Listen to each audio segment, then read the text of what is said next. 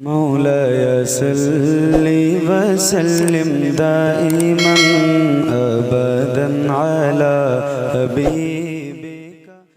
हर ज़िले में 10-5 जलसे रोज़ाना होते हैं। इसका मतलब यह है कि हमारे उलमा जो तकरीर फरमाते हैं उसका कोई असर हमारे ऊपर नहीं है। हमारा जहन फ़ैसला कर चुका है कि मौलवी साहब अपना काम करें, हम अपना काम करेंगे। एक एक महीने की मशक्क़त के बाद तब एक शब का जलसा वजूद में आता है, और जलसे का मकसद होता है कि एक साथ तमाम लोगों को खिताब किया जाए, उनको बताया जाए, उनकी कमियां गिनाई जाए और उन कमियों से दूर करके मुसलमानों को एक ऐसे रास्ते पर लाने की कोशिश की जाए जहां मुसलमान ख़ुद को आज़ाद समझे। मगर आज हम देखें साहब, जहालत हमारे अंदर, बदतमीज़ी हमारे अंदर, बेहयाई हमारे अंदर, दुनिया में तबाह करने के जो भी अज़ाइम दुश्मनों ने आज से 100 साल पहले हमको बनाए थे, वो सब पीछे हट गए और वो सारा हथियार आज हमारे पास है। आज से 100 साल पहले हिंदुस्तान से 7,500 किलोमीटर दूर लंदन में मुसलमानों की तबाही के लिए लोगों ने एक योजना तैयार किया था कि मुसलमान कैसे बर्बाद हो। एक सेमिनार में बड़े बड़े विद्वान, पढ़े लिखे मुफक्किर वहाँ जमा हुए। उन लोगों ने एक टारगेट के तहत यह फ़ैसला लिया कि मुसलमानों के दिन, हर आने वाले दिन पिछले दिनों से बेहतर क्यों हो रहे हैं, इसके पीछे क्या करना होगा। तब उस सेमिनार से यह फ़ैसला लिया गया कि मुसलमानों की तरक्की इसलिए हो रही है कि मुसलमान सबसे ज़्यादा अपने उलमा से करीब हैं। मुसलमान अपनी मस्जिद में पढ़ाने वाले इमाम साहब की हर एक बात को मानते हैं और उसका एहतराम करते हैं। मुसलमान अपना कानूनी किताब कुरान अज़ीम को समझते हैं।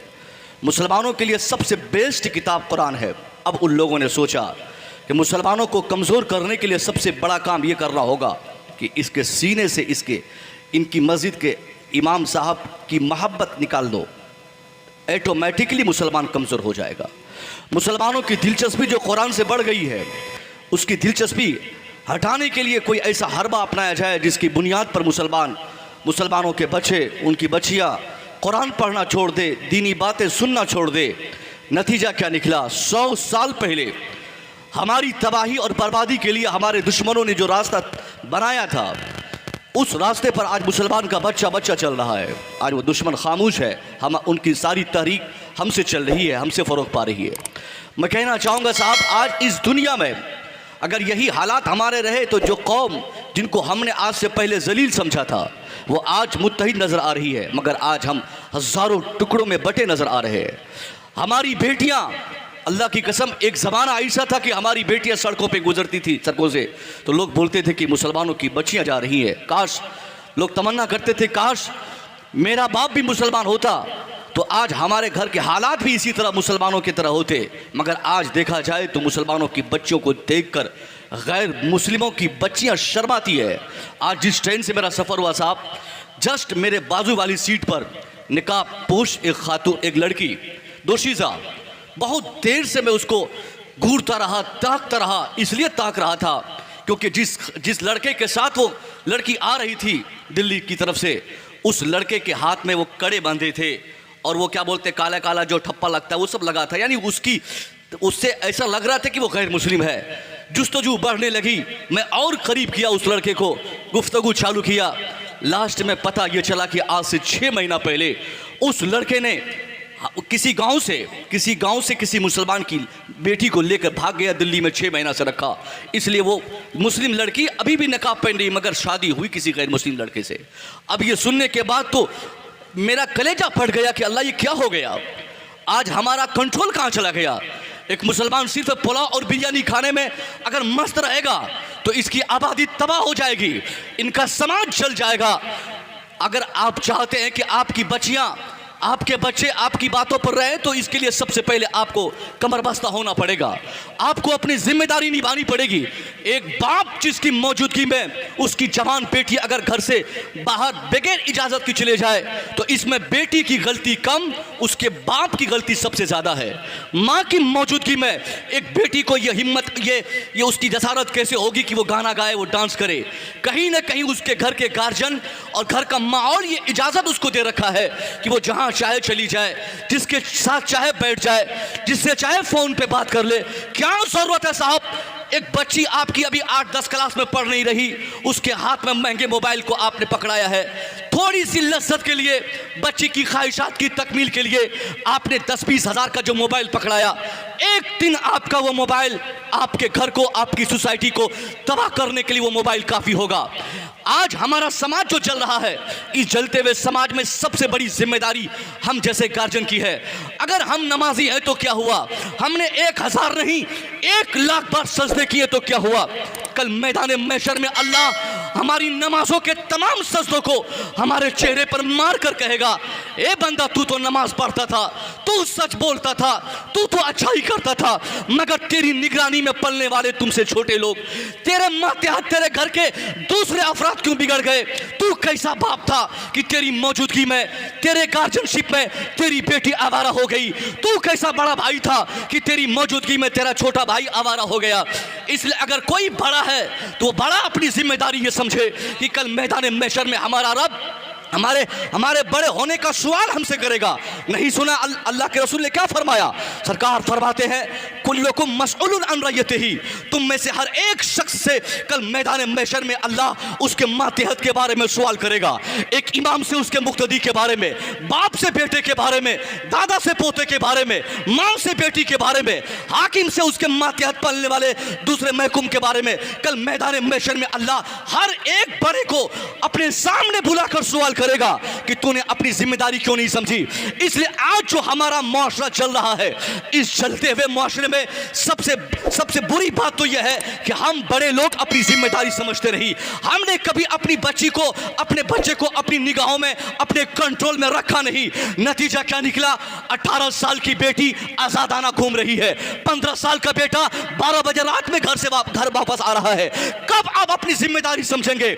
अगर आप नहीं समझेंगे, आपका घर वीरान होगा, नाक कट जाएगी, आपका नाम लेने वाला कोई नहीं होगा। जलसे से यही पैगाम दिया जाता है।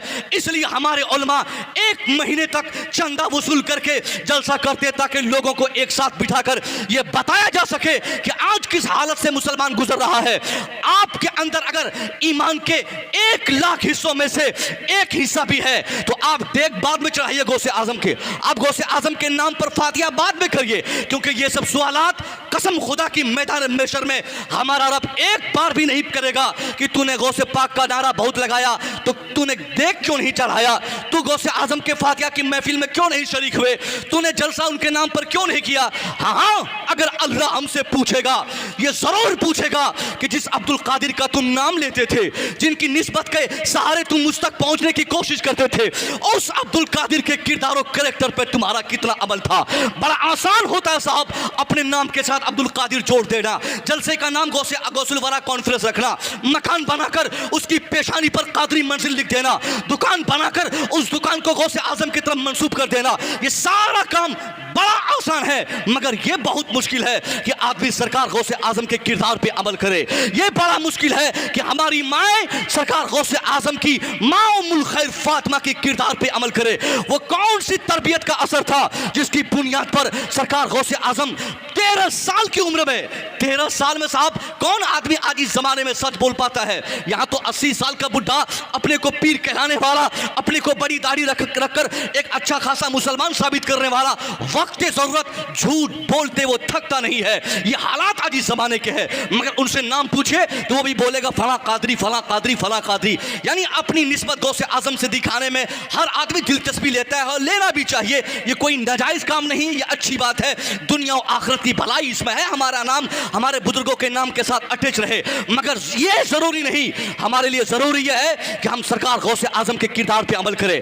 आज हमारे यहाँ जलसे होते हैं, गौसे आजम की करामत ना बताई जाए तो लोग नाराज होते हैं कि एक भी करामत आपने नहीं बताया कि कहां कहां मुर्दा जिंदा हुआ, कहां कहां इफ्तार करने चले गए, कहां कहां आपने क्या किया। ये सारी बातें सच है, हक है, आपसे मंसूब है कि एक वक्त 70 जगहों पे आपने इफ्तार किया। आप जहां जहां चलते रहे मुर्दे जिंदा होते रहे, मगर ये जमाना इसका नहीं है, ये हालात ऐसे नहीं है कि जलसा करके पूरी रात गौसे आजम की करामत बताने में हम बताते हम थक जाए और आप चिल्लाते चिल्लाते थक जाए, नारे तकबीर मुसव्विर साहब किबला जिंदाबाद कहते कहते आप थक जाए। नहीं साहब, अगर आपको सरकार गौसे आजम की करामत सुनने का शौक है तो मुझसे सुनिए कि आपकी जिंदगी की तमाम करामतें एक तरफ और सबसे बड़ी करामत जो आपने दिखाई वो 13 साल उम्र शरीफ में आपने दिखाई है।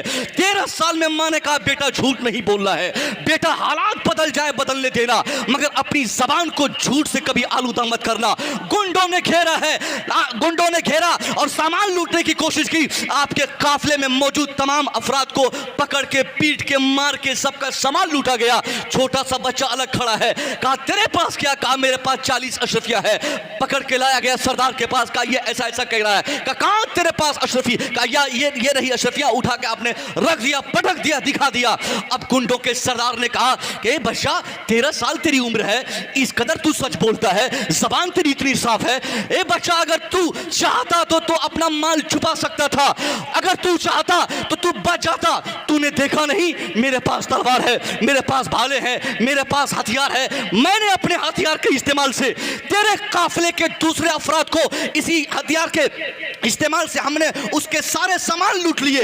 तू मेरा हथियार देख के डरा क्यों नहीं? 13 साल की उम्र शरीफ में अपने किरदार की रोशनी में आपने वो करामत दिखाई थी।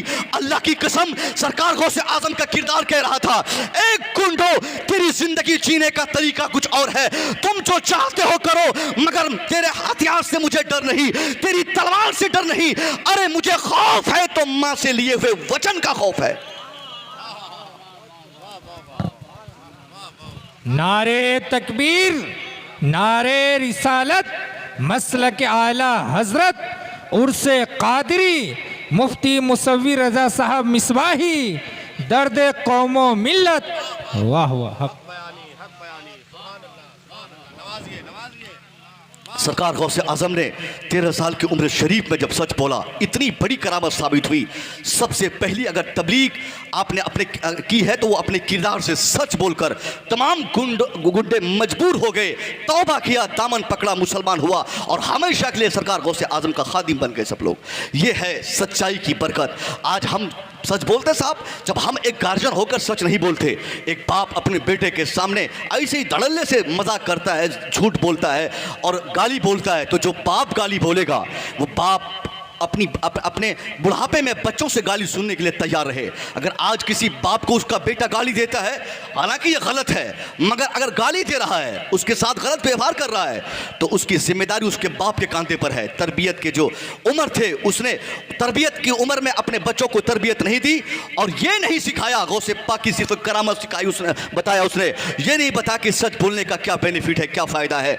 ये नतीजा निकला कि आज का मामला हमारा ये साहब कि गौसे आजम के नाम की महफिल हम सजाते हैं, मगर ये कभी जानने की कोशिश नहीं करते कि गौसे आजम बने कैसे थे, इतना बड़ा मकाम आपको मिला कैसे था। हुजूर पीर साहब किबला अभी आने वाले हैं आपके सामने। आप चलते हैं तो पूरी उलमा की एक मुकम्मल टीम आपके साथ रहती है। जिस गांव से गुजरते हैं तो पूरा गांव साथ चलता है। हर मुसलमान चाहता है कि तौसीफ मिल्लत की हाजिरी मेरे घर में हो। आखिर आप उनसे पूछे कि हुजूर आपके पास भी 2 टांगें, 2 हाथ, 2 आंखें, 2 कान, ये सारी चीज़ें सेम हमारी तरह है, मगर आप जब चलते हैं तो दुनिया आपके पीछे चलती है। आप उनसे ये जानने की कोशिश करें कि क्या वजह है कि ये हालात आपने बदल दिया और आप चलते हैं तो पूरी दुनिया आपके पीछे चलती है। तो ये आप नहीं पूछेंगे, आप पूछेंगे तो क्या पूछेंगे? हुजूर पानी में दम कर दीजिए, हुजूर एक तावीज़ लिख दीजिए, हुजूर एक तावीज़ लिख दीजिए, बरकत हो जाएगी। कमाता है मेरा बेटा मगर बरकत नहीं होती। साहब किसी पीर साहब से तावीज़ लिखवा कर घर में टांगने से बरकत थोड़ी आती है। अगर बरकत आती और बरकत का जो कॉन्सेप्ट आपके जहन में है कि 5 रुपया 10 रुपया हो जाए, 20 रुपया 50 रुपया हो जाए, 1000 2000 हो जाए, ये अगर बरकत का कॉन्सेप्ट आपके जहन में है और इस कॉन्सेप्ट की तकमील के लिए आप तावीज़ात लेते हैं तो आप गलत कर रहे हैं। क्योंकि अगर तावीज़ लिखने से, फातिहा पढ़ने से पैसा डबल होता तो सबसे पहले हमारी जमात के ये लोग हर रोज़ नमाज फजर के बाद 1 पारा कुरान पढ़ते, अपनी 1 महीने की 5000 की तनख्वाह में फूंक देते, दूसरे दिन वो तनख्वाह डबल होकर 10,000 तैयार हो जाती, तनख्वाह बढ़ जाती, उनके पैसे बढ़ जाते। पैसा बढ़ना यह बरकत का मतलब नहीं है। बरकत का मतलब यह है कि आदमी के पास 1000 रहे और 1000 में ज़रूरत सिर्फ 100 रुपया की उसके पास रहे, यह बरकत का मतलब है। कमाई 50,000 की हो, खर्चा सिर्फ 5,000 हो। ये बरकत है। बरकत का मतलब ये है, डबल होना नहीं है। हम लोग पीर साहब को देखते ही पानी पड़वाते हैं, पानी पड़वा के ताबीज़ लिखवा के पूरा छिड़काव करते हैं ताकि घर में बरकत होगी। ये सारी चीज़ें ठीक है, नाजायज़ व हराम नहीं है, मगर सच्चाई में अगर आप बरकत चाहते हैं तो किसी पीर के नाम लेने की ज़रूरत बाद में है। सबसे पहले पीराने पीर का जो किरदार है उसको अपने घर में नाफिज कीजिए, 100% बरकत आ जाएगी। सच्चाई को फरोग दीजिए, हरामखोरी से बात रहिए। एक आदमी पूरा मकान हराम के पैसे से बनाया, 1 तल्ला 2 तल्ला पूरा मकान बन गया और कादरी मंजिल लिख दिया। अब वो ये सोचे कि सरकार गौसे आजम के नाम की बरकत आप घर में मिल जाएगी। नहीं नहीं नहीं, एक तरफ नहीं, चारों तरफ अगर अब्दुल कादिर मंजिल आप लिख दें और पैसा हराम का हो, ईंट हराम की हो, मसाले हराम के हो, सारा खर्चा हराम का हो, तो मैं कहता हूं गौसे आजम के नाम का इस्तेमाल उसके लिए अबस है, बेकार है। उस आदमी के घर में बरकत नहीं आएगी। बरकत कब आएगी? और उस घर में रहने वाले तमाम अफराद को हराम से बचकर जिंदगी गुजारनी पड़ेगी, हराम खोरी से पाकीज़ा जिंदगी गुजारनी पड़ेगी। जो आदमी हराम से बचेगा, नाजायज रास्ते से उसकी कमाई नहीं होगी, वो आदमी सरकार गौसे आजम का नाम अपने घर के दरवाजे पर लिखवाए ना लिखवाए, अगर मोहब्बत गौसे आजम उसके दिल में है और वो हराम से बचता है तो सच्ची बरकत उसके घर में आएगी। करता है कोई? हराम कमा कमा के थक चुके हैं सब। मास्टर हो, मौलवी साहब हो, कोई हो साहब, मुझे कोई फर्क नहीं पड़ने वाला है। सफ़र का आने जाने का खर्चा पॉकेट में 24 घंटे रहते हैं, किधर से भागना है, कौन सी ट्रेन पकड़नी है। एक तल्ख हकीकत सुनिए, मदरसे का अगर कोई किसी को मदरसे की सर्विस लग गई, अख्तर भाई सुनिएगा, आप तो नेता आदमी हैं, सर्विस लग जाए, कोई मास्टर बन जाए, कोई प्रोफेसर बन जाए, प्रोफेसर की तनख्वाह कितनी है? 2 लाख रुपया। अब हरामखोरी का कॉन्सेप्ट समझिए ना, कम से कम 2 लाख रुपया पर मंथ है। एक प्रोफेसर महीने में कितना दिन कॉलेज जाता पढ़ाने के लिए? 5 से 7 दिन, बाकी कुछ दिन बगैर बताए गायब होता है, कुछ दिन दरखास्त लगा के गायब हो गया, कुछ दिन कोई बहाना मार दिया। 2 लाख कमाने वाला प्रोफेसर सिर्फ 5 दिन मेहनत करेगा और तनख्वाह पूरी लेगा। 1 महीना की तनख्वाह आज के डेट में जो छठे चरण में जिन मास्टर्स की बहाली हुई है उनकी तनख्वाह 25 से 28 हज़ार के बीच में है। 25 हज़ार की तनख्वाह होती है। कितना घंटा पढ़ाता? अगर कुछ किसी दिन स्कूल चला गया, 2 घंटे पढ़ाए, लूडो खेलने के लिए बैठ गया, 2 घंटे पढ़ाए, मोबाइल में गेम खेल रहा है, 2 घंटे पढ़ाए, छुट्टी ले ली, चला गया, लेकिन तनख्वाह उनको पूरी चाहिए। काम कम, तनख्वाह मुकम्मल, काम अधूरा, तनख्वाह पूरी लेगा वो बंदा। ये हालात सब कैसी है? तो प्रोफेसर नहीं है, मास्टर है, मजदूर क्लास के लोगों को आप देख लीजिए। एक मजदूरी करने वाला अगर 200 रुपया पर डे कमाता है, कमाने के लिए किसी खेत चला जाए, 200 रुपया आप उसको 8 घंटे की ड्यूटी के लिए अगर देते हैं, तय हो जाए तो 8 घंटे में 1-2 घंटा काम करेगा, बाकी किसी का हाल पे बैठा रहेगा।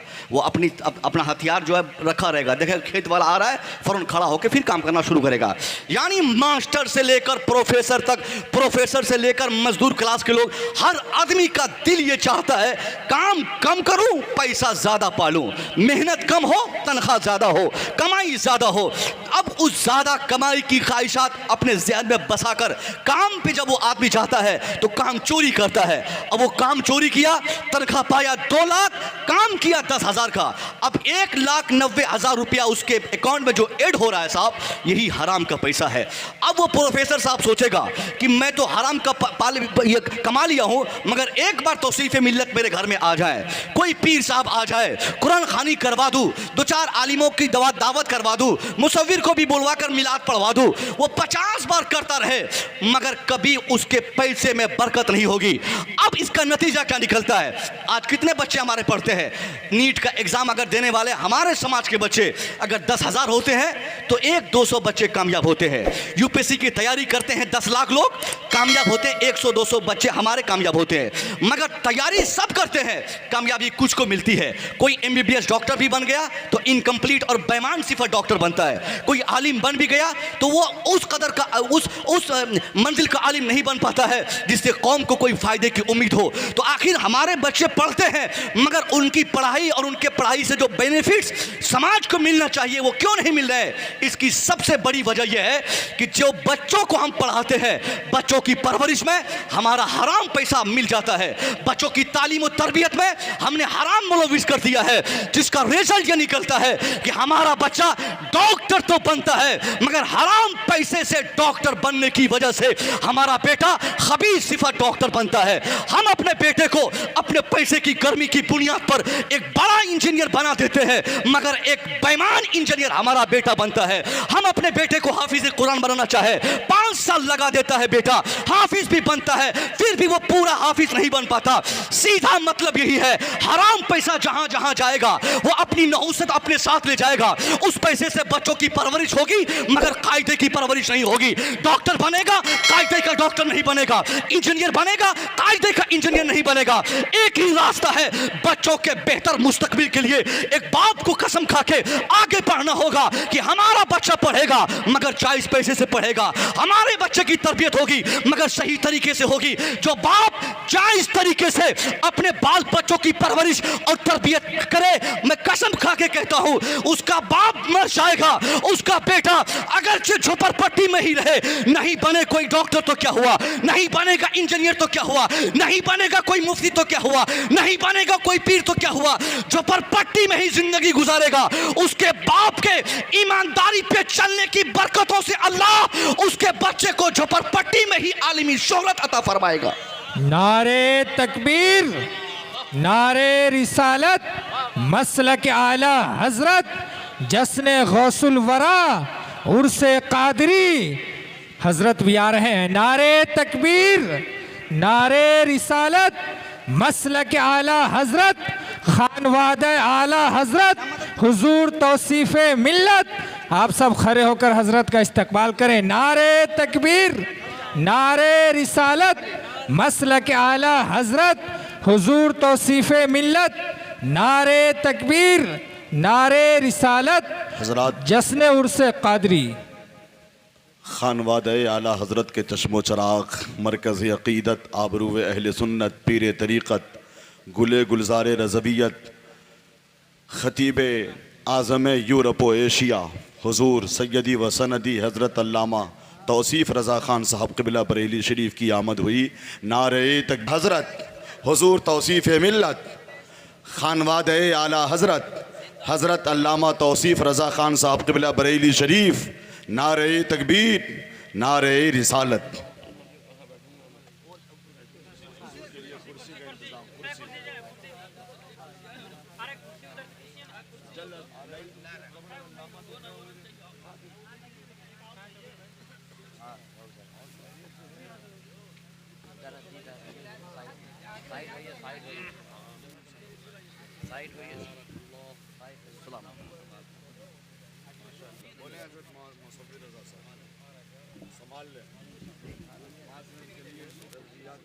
हाँ बस वही कर रहा हूँ, हजरत आगे तो वही करना। हाँ हाँ पता चला, ऐसे लग भी रहे हैं कि यही होंगे।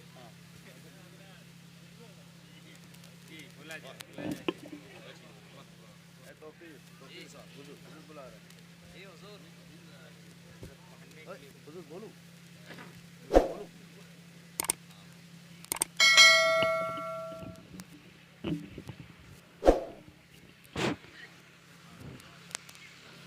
बैठिए बैठिए, फोटो मत कीजिए, बैठिए।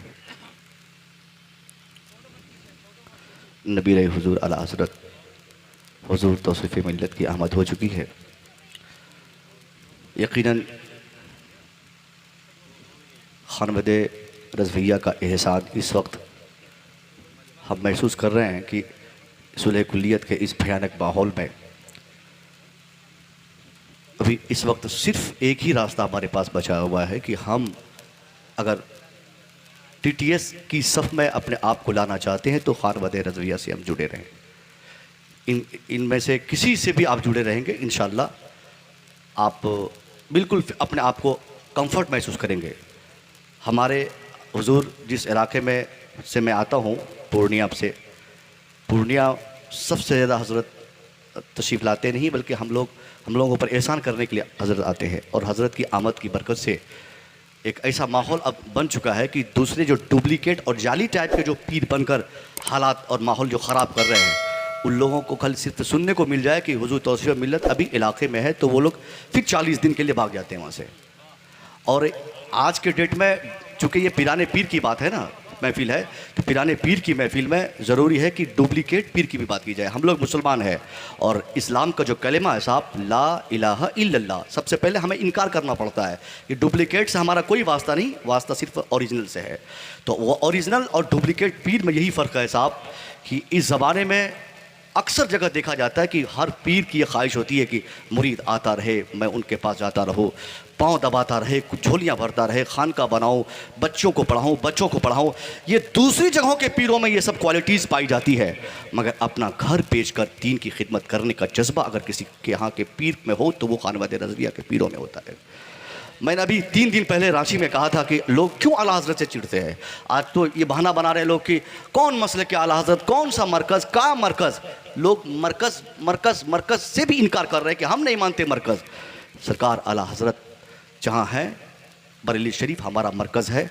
मरकज़ फिर क्यों है, एक सवाल पैदा होता है। हज़रत तशरीफ़ फरमाए, मैं क्लियर कर दूँ, मरकज़ क्यों है बरेली शरीफ? इसलिए मरकज़ नहीं कि वहाँ बड़े बड़े मदारिस हैं।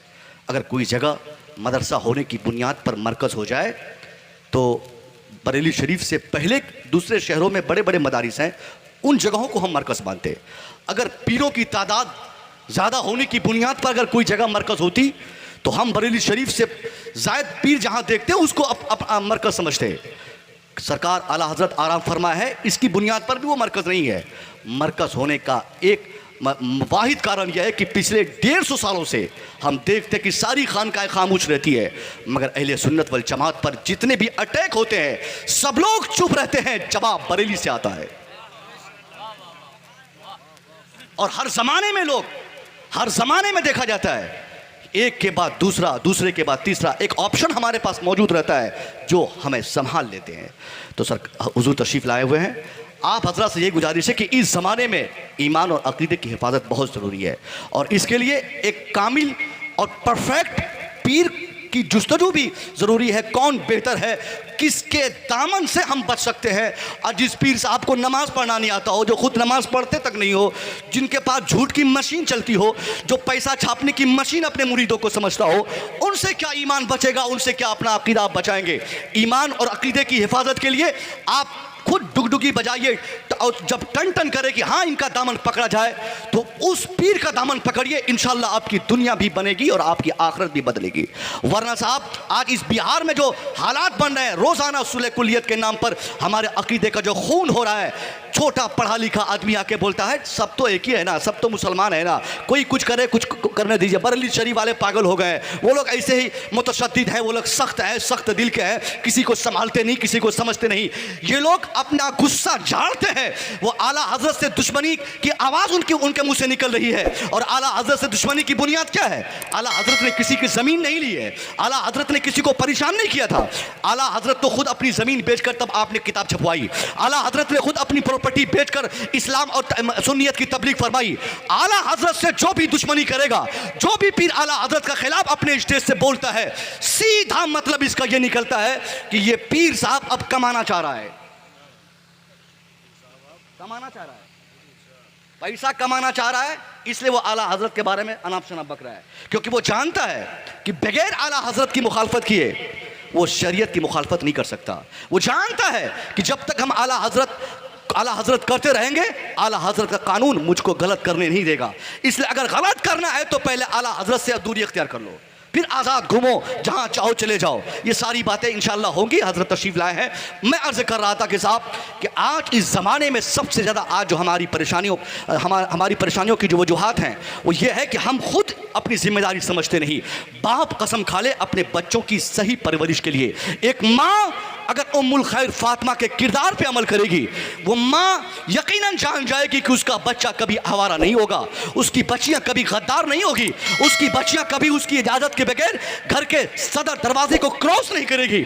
आज जो हालात बद से बदतर मुसलमानों के ताल्लुक से होते जा रहे हैं, इसमें सबसे बड़ी जिम्मेदारी हमारी थी। हमने वक्त रहते अपने बच्चों को अव्वल पढ़ाया नहीं, अगर किसी ने पढ़ाया भी तो इस्लामिक तरीके से उसकी तरबियत उसने नहीं की। यही वजह है बाप के सामने शौक से बेटा गाना गाते हुए फिरता है, माँ के सामने एक बेटी डांस कर रही है। जाहिर है साहब, जो माँ अपनी बेटी को कभी गाने की नहुसत के ताल्लुक से उसको कुछ कही नहीं होगी तो उसकी बेटी जरूर गाना गा के अपनी माँ को सुनाएगी।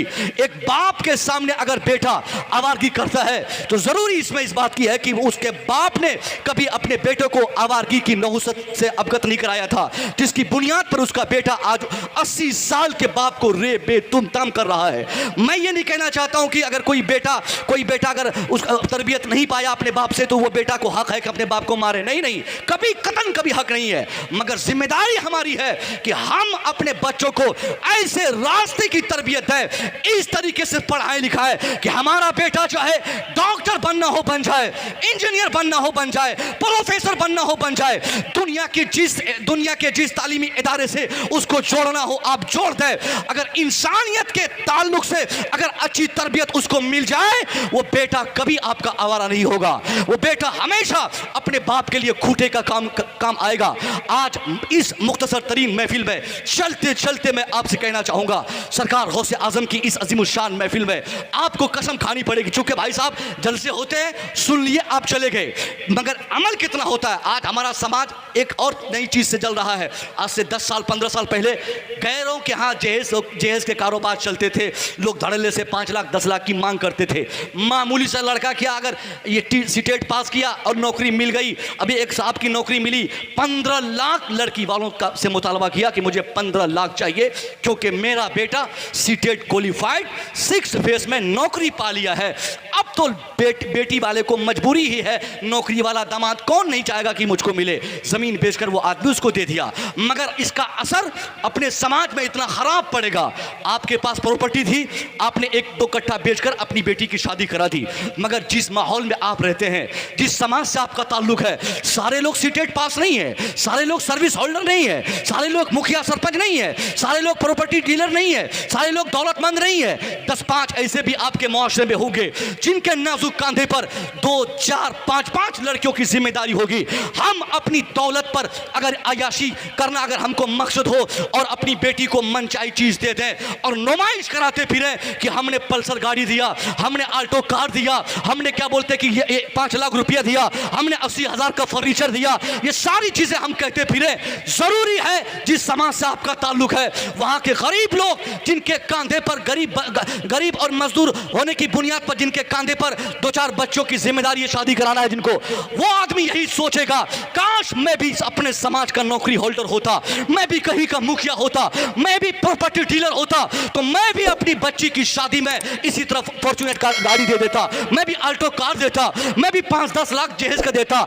हजरात, ये जलसा का मकसद होता है आज जो हमारा समाज चल रहा है, हम इस चलते हुए समाज में इस बात का एहसास अपने दिल में लाए कि जिस मजहब का दामन हमने पकड़ा है उस मजहब के बानी व पैगंबर ने पूरी दुनिया में सबसे पहले औरतों की हिफाजत के लिए आवाज बुलंद की थी। औरतों को ऐसा मकाम अता फरमाया आपने कि दुनिया का कोई रहनुमा उतनी इज्जत औरतों को आज तक नहीं दे सका। मगर औरतें अगर आज से 1500 साल पहले काटी और मारी जाती थी, बेटियों को आज से 1500 साल पहले आज दुनिया अगर उसके साथ दुर्व्यवहार करती थी तो आज इस जमाने में भी हम कम नहीं करते। आज भी बेटी वाले बाप रात के 12 बजे तक नौकरियां करते हैं, वो दुबई में, दोहा, कतर, ओमान, दिल्ली, पंजाब, हरियाणा में खटते हैं ताकि वो अपनी बेटी की शादी करा पाए। एक मौलाना साहब हमारे पूर्णिया में, उसने फोन करके मुझे बताया कि हजरत आप लोग चीखते हैं चिल्लाते हैं, जलसे से क्या फायदा होने वाला है। मैं 10 साल लखनऊ में हजरत पढ़ाया, लॉकडाउन के बाद 2 साल से मुंबई में रह रहा हूँ, 12 साल तक मैं खटा, 12 साल तक खटने के बाद तब मैं एक बच्ची की शादी करा पाया। हजरत इस वक्त मेरी उम्र 40 साल हो गई है, अभी भी 3 बच्चों की शादी करानी है। अगर यही रिवायत बची रही, यही सिस्टम चलता रहा तो हजरत मैं समझता हूं मैं मर जाऊंगा मगर मेरी सारी बच्चों की शादी मैं नहीं करा पाऊंगा। अगर हालात इसी तरह रहे तो हमारी बच्चियां गैर मुस्लिमों के साथ भागेंगी, हमारी बहनें भागेंगी। इसलिए अगर आप चाहते हैं कि आपका समाज इस्लामिक समाज में बदल जाए तो इसके लिए इस्लाम के छोटे से छोटे और बड़े से बड़े तमाम फरमुदात पे अमल करके अपने समाज को हसीन करने की आपको कोशिश करनी पड़ेगी। जहेज के लान तान से अपने माहौल और मुआशरे को पाक करना होगा। यहाँ पर हर आदमी के पास कहीं ना कहीं कोई ना कोई औरत से ताल्लुक होगा। किसी के पास माँ होगी, किसी के पास बहन, किसी के पास बेटी। मैं चाहता हूँ हुजूर की मौजूदगी में इतने बड़े मजमे में अगर सारे लोग हजरत के सामने खड़े होकर ये वादा करें कि हजरत मेरे पास बेटे हैं मगर मैं अपने बेटे की शादी में जहेज नहीं मांगूंगा, मेरे पास भाई है मैं अपने भाई की शादी में जहेज नहीं मांगूंगा।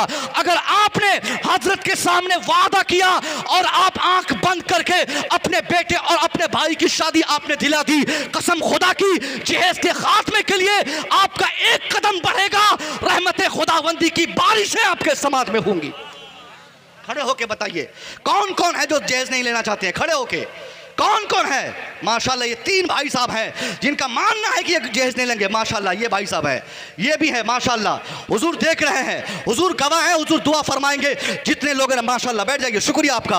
बाकी जितने लोग देने के इरादे से अभी भी बैठे हैं, लेने के इरादे से कि मैं क्यों खड़ा होके झूठ मूठ का वादा करके 5-10 लाख का नुकसान अपने सर पे उठा लूं। साहब ये 5 लाख रुपये आपको मिलेंगे, 5 लाख से 1 साल आप खूब स्टैंडर्ड लाइफ में आप गुजार सकते हैं। उस 1 साल के बाद उससे बदतर आपके हालात हो जाएंगे, फिर आपके हाथ में कटोरे आ जाएगा। क्योंकि जो पैसा 5 लाख आपके पास आ रहा है, आप सोच रहे हैं एक मुश्त देखने के बाद कि बड़ा मजा आ रहा है 5 लाख देखकर, मगर आपको पता नहीं है उस 5 लाख रुपया के इंतजामात में एक गरीब कई साल तक मेहनत किया होगा, अपनी जमीन बेची होगी तब 5 लाख का इंतजाम हुआ होगा, बीवी बाल बच्चों के तमाम जेवरात बंधक रखे होंगे तब 5 लाख का इंतजाम होगा। इसलिए जो पैसा, जिस पैसे की बुनियाद पर आदमी का आंसू गिर जाए, दिल टूट जाए, वो पैसा आपको सच्ची खुशी नहीं दे सकता। इसलिए लात मारिए ऐसे पैसों पर, थूकिए ऐसे पैसों पर जिस पैसे से कोई आदमी का घर वीरान हो जाए, कोई आदमी गरीब से और बड़ा गरीब हो जाए, कोई आदमी तंगदस्त हो जाए, कोई आदमी पागल सा हो जाए। इसलिए सच्चाई का रास्ता यह है, मुफ्त में शादी कराइए, मुफ्त में आप शादी कराएंगे, दुल्हन भी मचलेगी, आपका घर भी हमेशा मचलता रहेगा। ये जलसे का पैगाम आपके लिए है। इंशाअल्लाह फिर किसी दूसरी महफिल में अगर आपसे मैं मुलाकात करूं तो इसके आगे की बातें मैं करने की कोशिश करूंगा। ये 4-5 बातें जो मैंने बताई, अव्वलन सही तरबियत बच्चों की करना, ये आपकी जिम्मेदारी है। सिर्फ आप जन्नत जाएंगे, आपके बच्चे अगर जहन्नम चले जाए तो फिर आपके जन्नत जाने का मतलब क्या होता है? कुरान ने क्या कहा? कू अनफुसकुम व अहलिकुम नारा वक़ूदुहा अन्नास वल हिजारा, save yourself and your families member from the fire which fuel is man and stones. अल्लाह ने फरमाया कि खुद को जहन्नम की भड़कती हुई आग से बचो, अपने परिवार के दूसरे सदस्य को भी जहन्नम की भड़कती हुई आग से बचाओ, तब तेरी दुनिया और आखिरत चमकेगी। वरना खुद नमाज पढ़े, आपके बच्चे आवारगी करे तो इसका कोई मतलब नहीं होता साहब।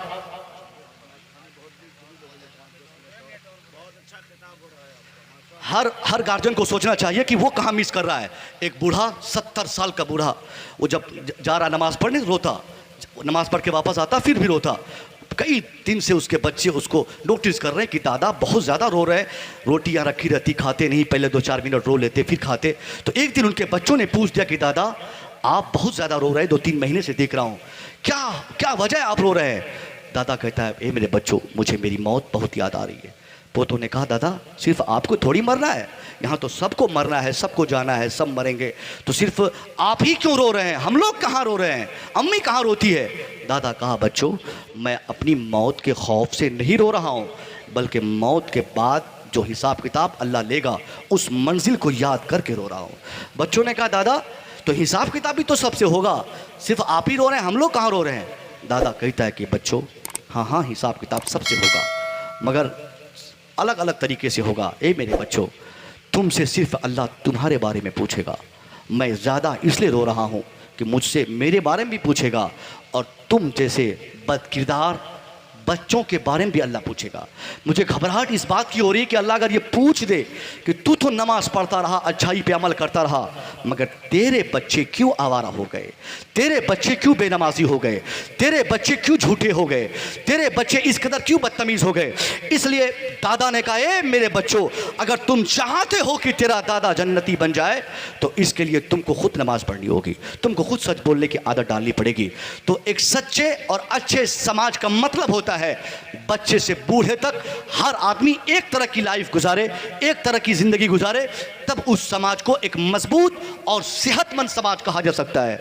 वरना पूरे घर में एक आदमी नमाजी, बाकी सब बेनमाजी, क्या मतलब रह गया? क्यों एक बाप की मौजूदगी में बेटा नमाज नहीं पढ़ सकता? 5 दिन 5 दिन गिनती के आप नमाज पढ़ने के लिए उठिए। सुबह 4 बजे अपने बेटे का दरवाज़ा खटखटाते हुए कहिए कि उठ जा, नमाज का टाइम हो गया है। पहला दिन आप गए, वो उठ के बैठेगा, फिर कंबल ओढ़ के सो जाएगा। दूसरा दिन आपने खटखट की, फिर आपका बेटा कहेगा कि फिर अब्बा उठा दिए। 2, 3, 4, 5 दिन तक लगातार आप अगर ऐसा करेंगे तो उसका अमल एक से बढ़ एक दिन के बाद दूसरा दिन बढ़ता जाएगा। किसी दिन वो उठ के फिर बैठा, फिर वो जूता पहनेगा, फिर वो इस्तिंजा जाएगा, ऐसे धीरे धीरे वो सीख जाएगा। फिर 5-6 दिन के बाद 4 बजे भोर में आपको जगाने के लिए आपका बेटा आपके तकिए के पास खड़ा रहेगा। मगर इसके लिए आपको सबसे पहले खुद आगे बढ़ना होगा। आप खुद नमाज पढ़ेंगे नहीं तो आप ये उम्मीद छोड़ दीजिए कि आपका बेटा आलिम बन के नमाज पढ़ेगा। जो बाप, जो दादा, जो घर के गार्जियन नमाजी नहीं है, मैंने अक्सर देखा है साहब, उसका बेटा मुफ्ती साहब बन चुका है मगर नमाज बिल्कुल नहीं, सच्चाई बिल्कुल दूर उनसे। क्योंकि परिवार का असर पड़ता है बच्चों पर, समाज का असर पड़ता है बच्चों पर। मदरसे में 10 साल रहने के बाद तो आज 1 महीना के लिए आदमी यूनिवर्सिटी चले जाए तो वहाँ यूनिवर्सिटी में दुपट्टा लहराती हुई लड़कियों को देखकर दाढ़ी छिलवाने पर मजबूर हो जाते हैं लोग। मैं तो अभी एक बहुत बड़ी महफिल में, अभी रात में भी इसमें मैंने तज़किरा किया, हम ऐसे कई लोगों को जानते हैं आपके ज़िले से, सीतामढ़ी से, अपने साथियों को, मिसबाई हजरात को, जो 10-10 साल तक तालीम पाए, बुखारी जिसने पढ़ी, मिसबाई साहब के शागिर्द, अल्लामा साहब के शागिर्द, उन लोगों को हमने देखा कि यूनिवर्सिटी में जाकर 6 महीना रहे, उसके बाद ख़त्म, दाढ़ी ख़त्म, टोपी ख़त्म, जींस और टी-शर्ट पे आ गए। तो माहौल का असर सबसे ज़्यादा पड़ता है। एक दिन की तकरीर और जलसे से कुछ नहीं होने वाला, ये तो सिर्फ इशारा होता है तकरीर से कि आपको ऐसे ऐसे करना है। मौलवी साहब लोग थोड़ी ना डंडा लेकर 24 घंटे आपके दरवाजे पे खड़े रहेंगे। आपके लिए, इस्लाह के लिए आपके यहाँ के मौलवी साहब लोग हैं, मस्जिद के इमाम साहब हैं, इनकी भी कदर आज नहीं है साहब। सिर्फ खतीब अगर कोई बन जाए तो उनकी कदरत होती है, गाड़ी भेज दो, मोतियारी से मंगा लो, एयरपोर्ट भेज दो, वहाँ गाड़ी चली जाएगी। शायर हो जाए तो शायर साहब की तो अब क्या बात है, शायरी की ज़बान तो इतनी दराज हो गई, मैं रांची में बोला और सीतामढ़ी में बोला, इतनी दराज हो चुकी है शायरी की ज़बान। कुछ शायर हजरात ऐसे भी हो चुके हैं कि कब क्या बोलना है, क्या पढ़ना है, अब वो अपने अशार से इस्लाह की कोशिश करते हैं। कुछ तो मैदान महशर का नक्शा ही बिल्कुल बदल दिए हैं। कुछ का मानना है कि मैदान महशर में पिटाई होगी, नाज़िम जलसा को बुलाकर पीटा जाएगा। अब ये कोई शायरी है, ये कोई मतलब है? अब हमारे उलमा की एक टीम उनके साथ, एक टीम उनके साथ, एक टीम उनके साथ कि फलां साहब ने सही कहा, फलां साहब ने सही कहा। क्या सही कहा? अगर मैदान महशर में यही सब होगा, कभी शायरों को बुलाकर पीटेगा, कभी क्या बोलते हैं नाज़िम जलसा को की हजामत होगी, यही सब के लिए मैदान महशर में हमारी ज़रूरत है क्या? अरे वहाँ किसको जलसा करने की फुर्सत होगी साहब? गर्दन तक पसीने में सब डूबा रहेगा, नाम आमाल लेकर इधर उधर भटकता रहेगा, बेटा बाप को, बाप बेटे को, माँ बेटी को, कोई किसी को पहचानेगा नहीं। और ये लोग हैं कि एक धुन में है कि हम जलसा वहाँ भी करेंगे, वहाँ नाज़िमों को बुला के पिटवाएंगे, मरम्मत करवाएंगे। ये सब ज़बान दराज हो चुकी है, इसकी बुनियाद पर हमारे जलसे की रूह खराब हो गई है। ऐसे गैर जिम्मेदार लोगों से हमारे स्टेज को बचाना चाहिए। अगर कोई ऐसा करता है, उलमा का एहतराम नहीं करता, उसमें एक बात कही गई थी कि जो आलिम गैर आलिम को आलिम कह देता है, ऐसे नाज़िमों की पिटाई होगी। बात सही है, गैर आलिम को आलिम नहीं कहना चाहिए। मगर आप लोगों ने क्या किया साहब, शायर लोगों ने बड़े बड़े आलिमों को तो आप लोग जूते की नोकों पे इस्तेमाल करते हैं, पीर साहब लोगों का आप लोग एहतराम नहीं कर पाते। आप लोगों के सामने बड़े बड़े आलिम बैठे रहते हैं, उनकी कोई तवज्जो उनके तरफ नहीं रहती, बस आप बुकरात है, 40,000 नजराना है, आलिम साहब की क्या हैसियत है? नहीं, सबसे बड़ा पीर, सबसे बड़ा आलिम, सबसे बड़ा मुबल्लिग, सबसे बड़ा खादिम, 5 वक्त जो आपकी मस्जिदों में आजान देकर नमाज पढ़ाते हैं, उसके सामने किसी की औकात नहीं है। अगर उनकी बात आप माने, इंशाअल्लाह एक अच्छा खासा माहौल हो जाएगा। नारे तकबीर, नारे तकबीर, नारे रिसालत, हज़रत अल्लामा मुफ्ती हसन रज़ा नूरी साहब क़िबला, नारे तकबीर, नारे रिसालत। हाँ, ये देखिए हुज़ूर मुफ्ती साहब क़िबला भी तशरीफ़ ला चुके हैं। बस मेरी गुफ्तगू ख़त्म। अइम्मा की हमारी ज़रूरत इस बात की है कि हम अइम्मा हज़रात की इज़्ज़त करें और उनका एहतराम करें। जितना हम उनका एहतराम करेंगे उस कदर हमारे घर में बरकतें आएंगी। अस्सलामु अलैकुम।